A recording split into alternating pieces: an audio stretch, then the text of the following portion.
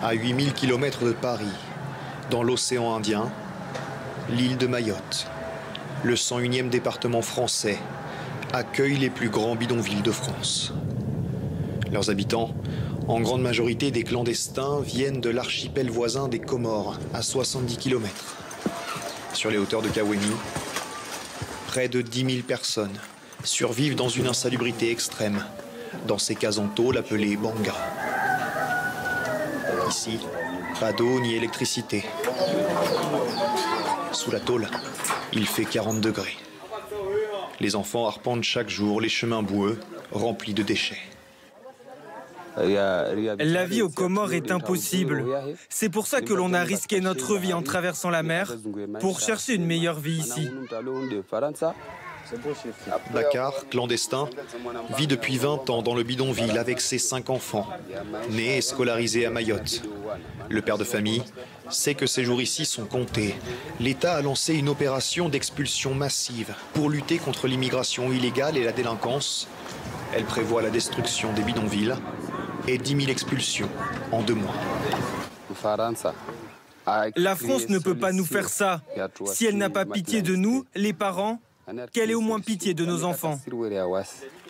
La plupart des clandestins rencontrés se disent résignés, sans espoir. En progressant dans les bidonvilles, nous découvrons parfois ce genre de paysage. Une tempête semble avoir tout balayé. Autour de moi, ce sont des dizaines d'habitations illégales, des maisons en tôle, des bangas qui ont été détruites par leurs occupants eux-mêmes pour ensuite aller se réfugier dans les forêts avoisinantes. Ils espèrent ainsi avoir plus de chances d'échapper aux forces de l'ordre. Mais dans les quartiers les plus dangereux, d'autres habitants sont déterminés à s'opposer à l'expulsion et aux forces de l'ordre.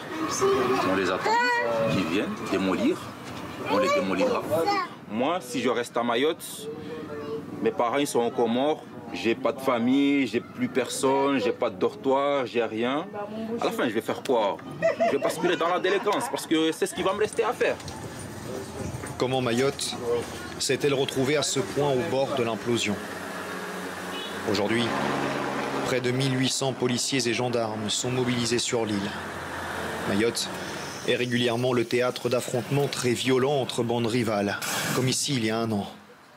Les policiers retrouvent régulièrement des machettes sur les délinquants. Il y a à Mayotte 3 fois plus de vols avec armes que partout ailleurs en France. Les Mahorais exténués attendaient pour la plupart cette opération d'expulsion massive avec impatience. Avant, on vivait tranquillement ici.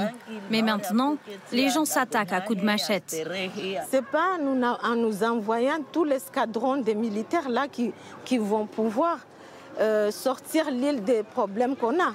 Je ne dis pas qu'ils ne font pas d'efforts, si, mais l'effort devait être fait avant. Le sentiment à Mayotte, c'est celui d'avoir été trop longtemps oublié. Comment revenir à la normale lorsque les services publics sont autant débordés? À l'école, par exemple, les élèves sont si nombreux qu'ils peuvent seulement avoir cours le matin ou l'après-midi. L'insécurité est telle que pour assurer leur protection, les gendarmes surveillent la sortie des classes et les contrôleurs de bus sont même équipés de gilets pare-balles. Moi, là, je suis satisfait, là, je suis tranquille. Parce qu'avant, on était ici, les caillassages partout, on n'est pas tranquille. On a des collèges et des lycées qui sont avec des volumes qui sont hors du commun par rapport à la métropole. On a des collèges, des lycées à plus de 2000 élèves. Donc forcément, le dispositif de sécurité, il doit être en adéquation avec ce qui se passe et assurer un maximum de sécurité pour ces jeunes. La surpopulation à Mayotte n'engendre pas que de la violence. Elle a aussi des conséquences sanitaires. Les hôpitaux débordent. Il faut des heures avant de voir un médecin. Et l'île est un désert médical. Dans les quartiers les plus défavorisés, voilà, quel âge cette dame? 38. Les pompiers sont constamment en opération. Elle n'a bougé aucun membre, mais on voit bien qu'au niveau de la bouche, il y a une déficience. Ce matin, ils interviennent en urgence pour une suspicion d'AVC dans ce quartier aux portes des bidonvilles.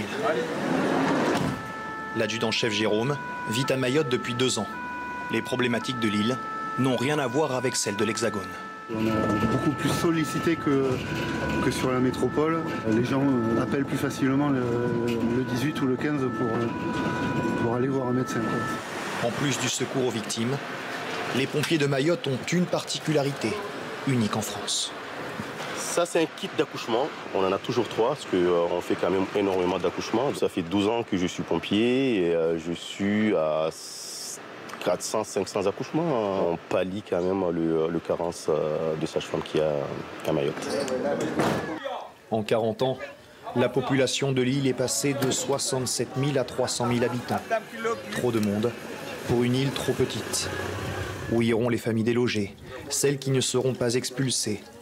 À Mayotte, des centres d'hébergement d'urgence comme celui-ci existent, mais eux aussi sont déjà pleins.